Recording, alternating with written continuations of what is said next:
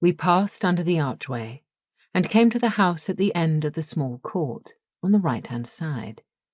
There were steps leading up to the white front door, and the bell had to be rung so that the nurse could be helped to lift the pram up the steps and into the hall. The nurse was dressed in grey, and she wore a black bonnet on her head, with a veil stretched tightly across her face.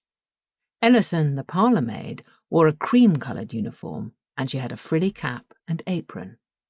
They chatted a moment, exclaiming over the weight of the pram, while the baby within peered up at them, rosy-cheeked, smiling. Angela and I marched inside.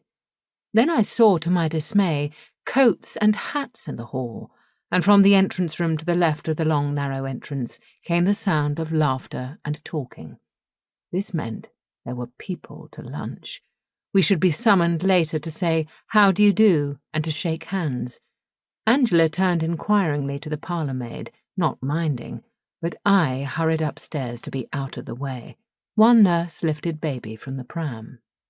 The stairs conquered, I paused on the first-floor landing and looked over my shoulder down to the hall. Doors were opening. The talking was louder. I turned quickly to the right, and putting my hand on the banister, pulled my way up our own short, twisting flight of stairs to the nursery floor. There was a gate, standing open.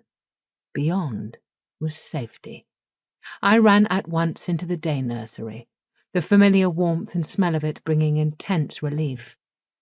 Here were the doll's house, the toy cupboard with 2 shelves, one for Angela, one for me, the cretonne-covered toy box, an old armchair that could be turned at will into a large ship wrecked at sea, and so into the wider part of the room, with the table set for lunch, the fire burning behind the high brass guard, and the wide window overlooking Albany Street and the barracks. "Now then, no dawdling. Hat and coat off and hands washed before lunch,"